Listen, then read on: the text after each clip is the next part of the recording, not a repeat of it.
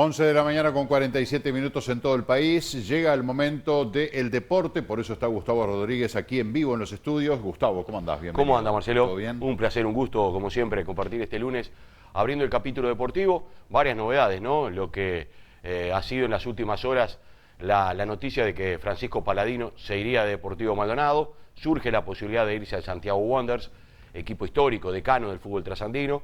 Habrá que ver en estas horas si se define o no, pero ya estuvo en Chile, volvió en estas horas o ya está en Maldonado, y ahí se sabrá si se queda en Deportivo o se va. Algunos dicen, ¿y cómo se va a ir con lo que logró?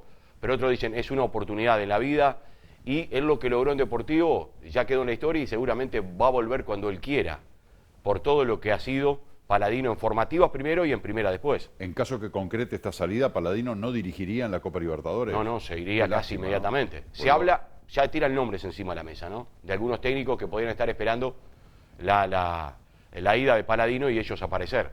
En esto del fútbol también, ¿no? Se abre una puerta y hay 20 esperando la oportunidad. Sí, claro. Y hablando de la oportunidad para dirigir, tenemos el gusto de recibir, y gracias por su tiempo, a quien era técnico hasta hace muy poco de las selecciones juveniles de Uruguay. Estoy hablando de Gustavo Ferreira, quien comenzó en el 2009 siendo parte del cuerpo técnico de Fabián Coito y después quedando él como entrenador principal de las selecciones juveniles de Uruguay, donde dirigió varios de estos futbolistas que hoy integran la selección mayor que va a jugar en el Mundial en Rusia. Él dirigiendo un Mundial en Qatar. Él dirigiendo el Mundial de Polonia con la selección juvenil uruguaya. Gustavo, muchas gracias por recibirnos, gracias por su tiempo. Hola, ¿qué tal? Buenos días, Gustavo. Un placer estar acá. Y agradecido a ustedes. Bueno, suena el teléfono esperando oportunidad para volver a dirigir después de haber estado tanto tiempo vinculado a las selecciones uruguayas. Sí, han surgido algunas posibilidades, pero como esto del fútbol no es tan lineal, a veces las cosas no se concretan fácilmente. Entonces, bueno, estamos esperando que surja la posibilidad, una posibilidad que nosotros decidamos poder aceptarla y, bueno, en las mejores condiciones posibles para trabajar en algún lugar, tanto aquí en Uruguay como posibilidades también fuera del país. Más allá de lo económico, que por supuesto es fundamental para cualquier trabajador, ¿qué cosas tiene que haber o qué proyecto tiene que existir para que seduzca la posibilidad de que Gustavo Ferreira dirija? Bueno, sobre todo la posibilidad de poder desarrollar un trabajo en el cual creo que he ganado mucha experiencia, que es sobre todo a nivel juvenil y también a nivel profesional, porque los jugadores sub-20 la mayoría son jugadores profesionales. Pero sí que haya una posibilidad de desarrollar un trabajo a mediano plazo y que se respeten ciertos procesos de trabajo, digo, independientemente de lo que son los resultados, porque a veces es muy difícil poder desarrollar un trabajo a mediano plazo cuando urgen los resultados permanentemente. De todas maneras, siempre estamos abiertos a conversar con cualquier persona que nos ofrezca alguna posibilidad. A veces etiquetan a los técnicos, ¿no? Este es técnico juvenil, trabaja muy bien en formativas, hace el trabajo de escuela y después para asumir y tomar y tener la posibilidad de dirigir en primera, a veces como que los dirigentes o aquellos que contratan son medios reacios.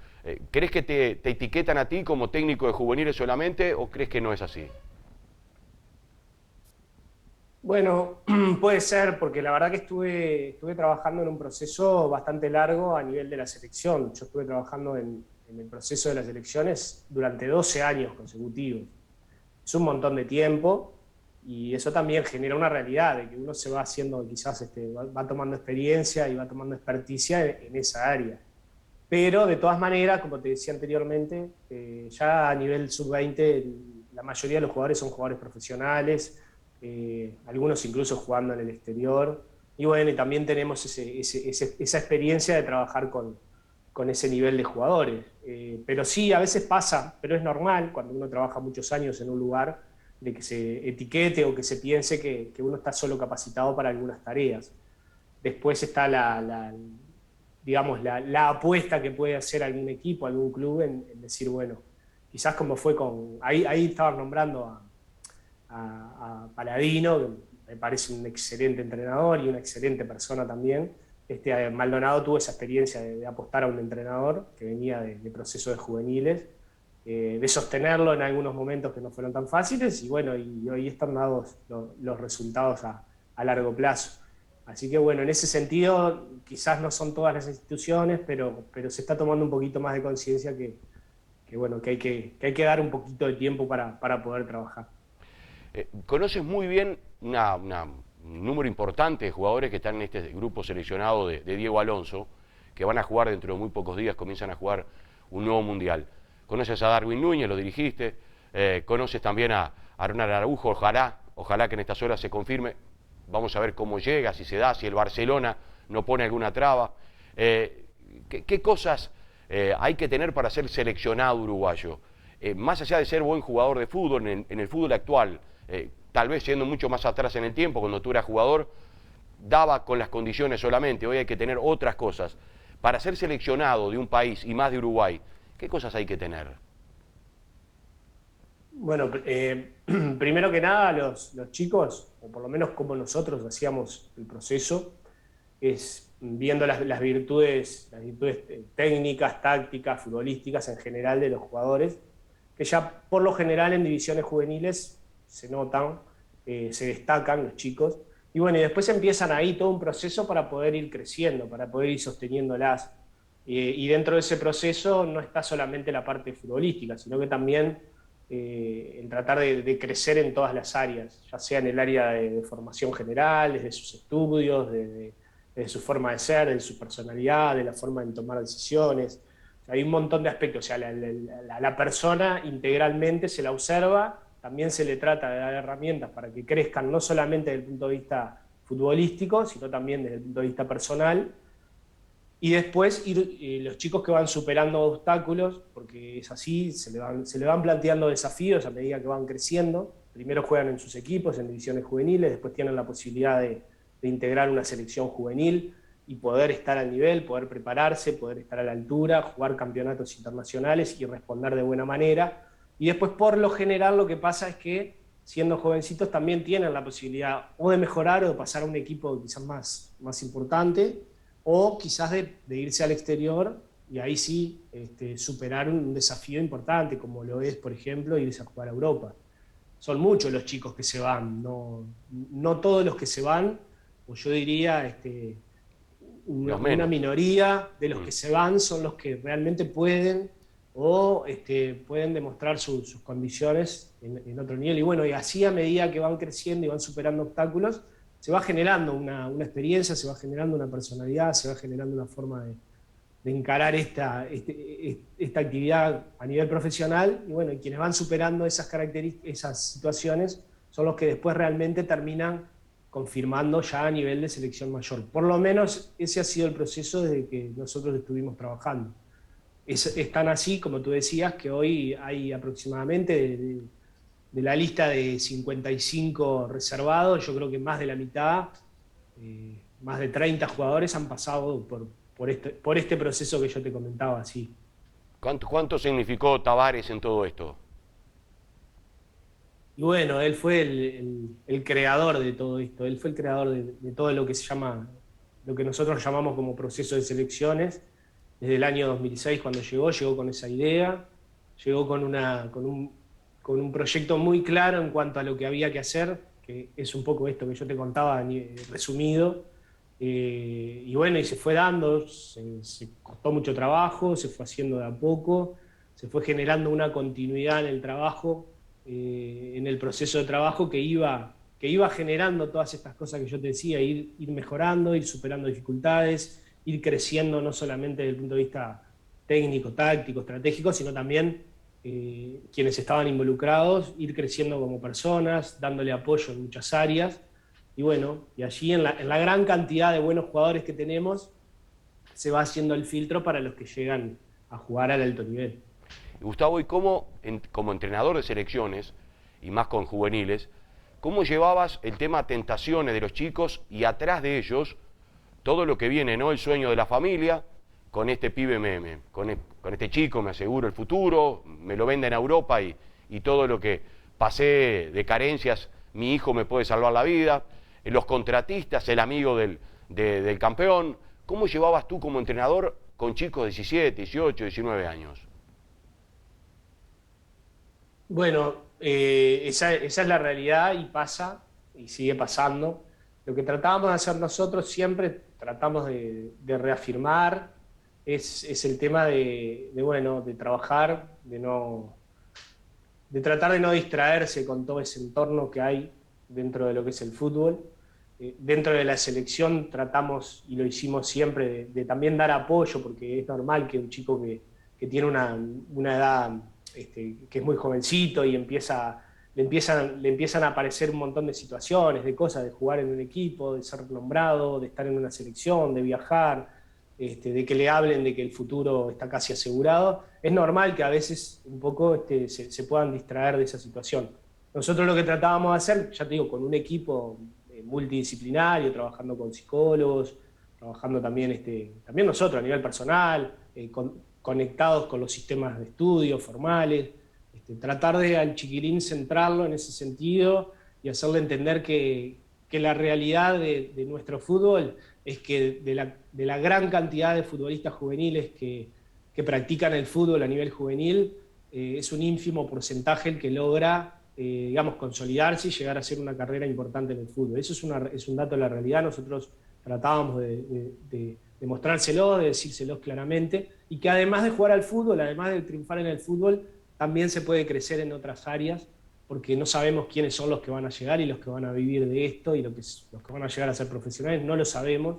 Tenemos ejemplos de grandes jugadores que han pasado por selecciones juveniles que no han podido cristalizar. Y bueno, todo eso ayudaba un poco a concientizar de que esto es un trabajo, de que hay que dedicarse, de que hay que ser profesional en un montón de aspectos, de que a veces hay que relegar algunas cosas que otros chicos a esas edades de repente pueden hacerlas. Y bueno, ya te digo, con un equipo interdisciplinario, multidisciplinario, tratábamos de mentalizar en ese sentido. Y bueno, quienes estaban con nosotros tratábamos de que cumplieran con esas reglas, digamos. Estuviste en varios mundiales como técnico principal en el Mundial de Polonia y después como técnico alterno con Fabián Coito. Eran juveniles, es cierto, pero es lo mismo, es un mundial y se vive de una manera muy especial.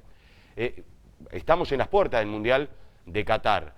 ¿Cómo se viven las horas previas del jugador? Más allá de que Suárez, que Cavani, que Muslera han jugado, ya casi van a jugar el cuarto Mundial, tienen una experiencia, pero igualmente, tú como jugador también, se vive, ¿no? Eso es imposible, aunque tengas 30, 40 años, 20, se vive la ansiedad, la necesidad de ya comenzar a rodar la pelota.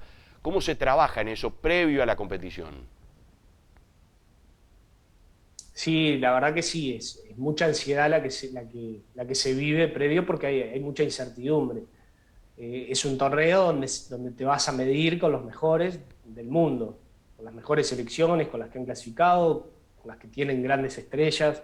Y tú también sabes que tenés la posibilidad de estar a la altura y de ir superando fases y de poder llegar, ¿por qué no?, hasta el final con chances de lograr lo máximo. Eso siempre genera ansiedad. Pero bueno, ahí a nivel de selecciones juveniles es una cosa, porque los chicos por lo general todos tienen más o menos la misma experiencia.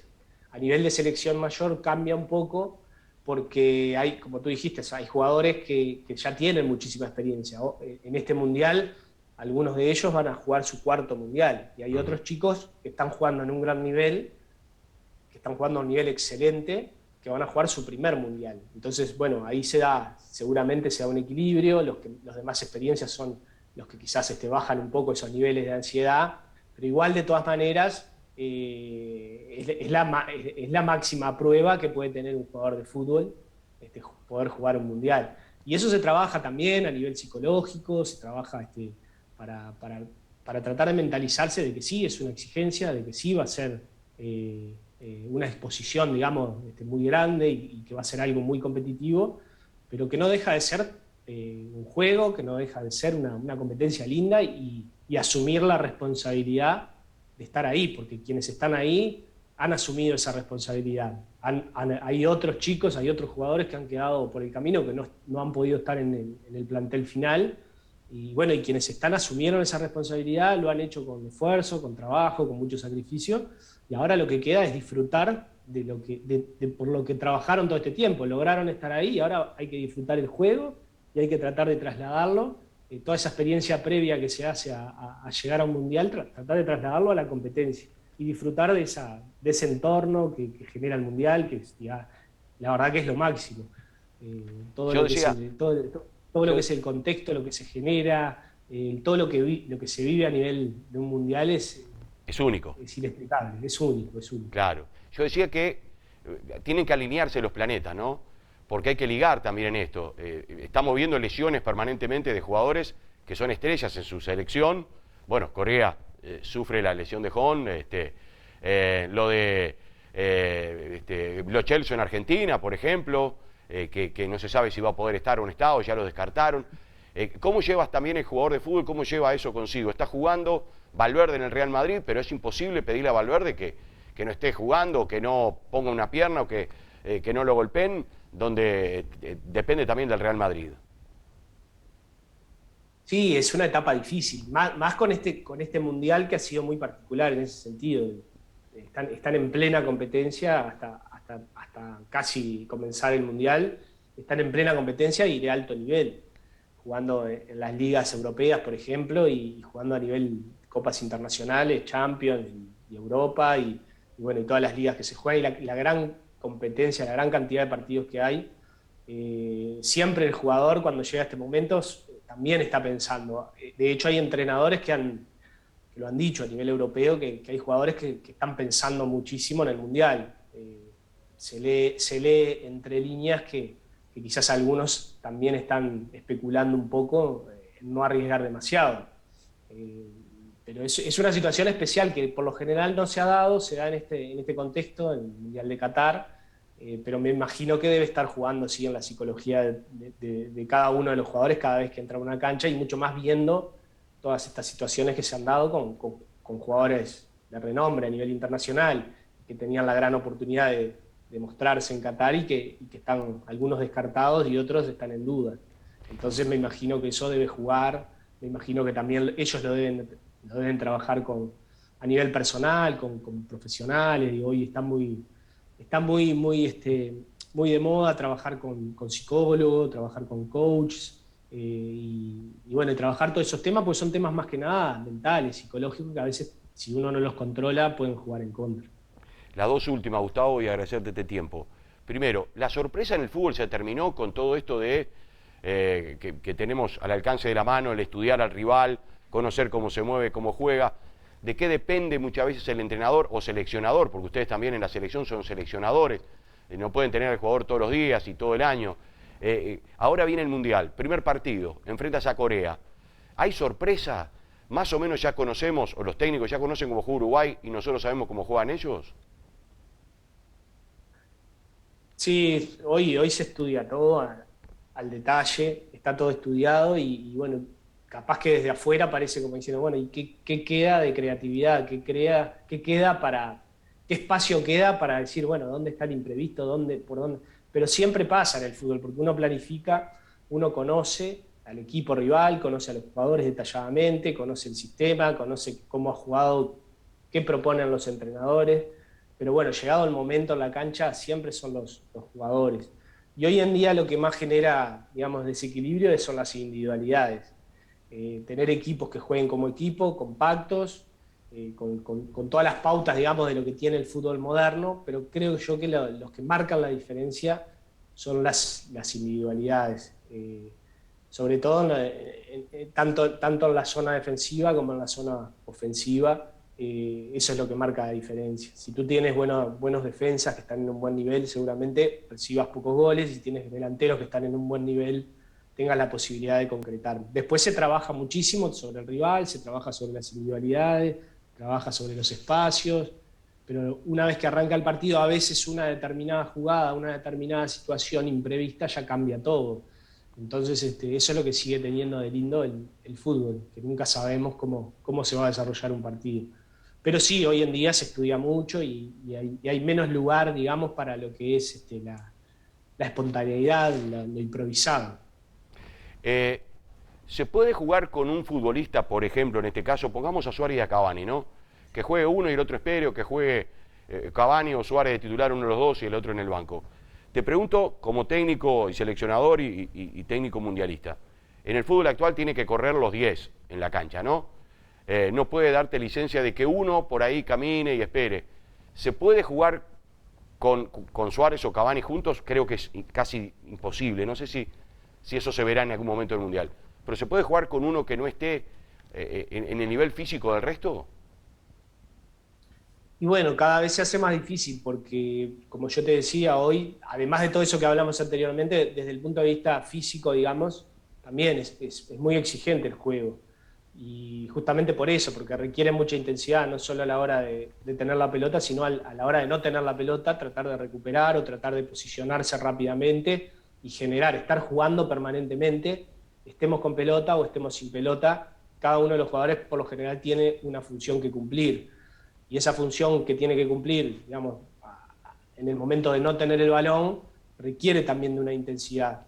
Y es difícil jugar con un jugador que no cumpla con su función desde el punto de vista táctico y que haga un despliegue físico también. Es muy difícil, pero bueno, a veces también las individualidades o la calidad de determinados jugadores puede hacer de que de repente en determinados momentos ese jugador descanse y el resto del equipo asuma que ese jugador es desnivelante. Ahora, por ejemplo, estoy pensando en Messi, que muchas veces lo hace. Sí. Él muchas veces descansa y los compañeros son conscientes y está claramente que una vez que recuperan la pelota, la primera intención siempre es buscar al jugador libre y a Messi libre.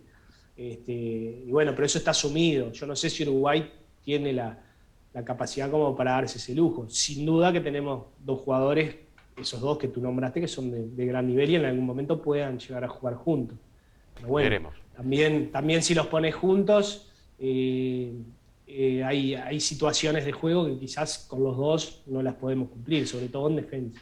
Pero bueno, eso es una decisión de Diego, que está con ellos, sabe cómo están, y llegado el momento también, hay que ver en qué momento se encuentra el día que comience el partido, porque todo va cambiando permanentemente. Día a día te va cambiando la situación. Gustavo, quedan 1000 preguntas para hacerte, para hablar algo más de Peñarol, por ejemplo, tú que vestiste la camiseta carbonera. Te mando un abrazo enorme, te agradezco y seguramente te seguiremos molestando más cerca del Mundial. Bueno, cómo no, a las órdenes y un gustazo, Gustavo. Así que bueno, nos vemos pronto. Un saludo para todos. Muchas gracias. Gustavo Ferreira, técnico de las selecciones juveniles de Uruguay, último Mundial en Polonia, entrenador alterno de Fabián Coito en las selecciones juveniles. Vamos a destacados, lo más importante que sucedió en el fin de semana. Se define, la Copa Uruguay tiene a Defensor y a La Luz como finalistas. Será el domingo 13 a las 16 horas en el Estadio Centenario. Cuando pa' Chile me voy, Francisco Paladino viajó ante la posibilidad de llegar a un acuerdo con el Santiago Wanderers. Confirmaría en las próximas horas y con él llegarían Facundo Tealde y Federico Ramos. Así me dejas. Otros que no continúan será Ignacio Iturralde, de gran campeonato con Boston River, dejó el equipo Sastre, y Jorge Fossati, el entrenador de Danubio, también se aleja del equipo de la Curva. No van. El tribunal arbitral del TAS rechazó el recurso del colombiano Nairo Quintana contra su descalificación del último Tour de Francia 2022 debido al uso de un analgésico prohibido por el reglamento médico. Sombras nada más. El alemán Timo Werner se suma a la lista de bajas por una lesión en el tobillo izquierdo. Paul Pogba también es baja en la selección francesa. Otro que no iría es Giovanni Lo Celso de Argentina, luego de que se confirmaría una grave lesión e incluso ameritaría cirugía. Soy leyenda. El equipo celeste de polo, por primera vez en la historia en un mundial, esta vez le ganó a Argentina y fue tercero en Estados Unidos. Los celestes culminaron en la tercera colocación tras derrotar la selección argentina en la cita que se jugó en Wellington. Preocupados en Corea por la lesión de Heung-min Son, máxima estrella de la selección de Corea del Sur. Los teros ganaron 19-17 en Hong Kong frente a la selección de Gran Bretaña. Gran campeonato para el equipo de rugby uruguayo. Hoy es adiós. Gerard Piqué anunció que fue su último partido en el Barcelona este sábado en el estadio Camp Nou. Sus palabras se interpretan de que deja el fútbol, ya que asegura que no jugará en ningún otro equipo. El Verdao, con uruguayos en cancha, Miguel Merentiel, el sanducero, y Joaquín Pequerés, que jugó los 90 minutos. Palmeiras se coronó campeón del Brasileirao, ganándole 4-0 a Fortaleza.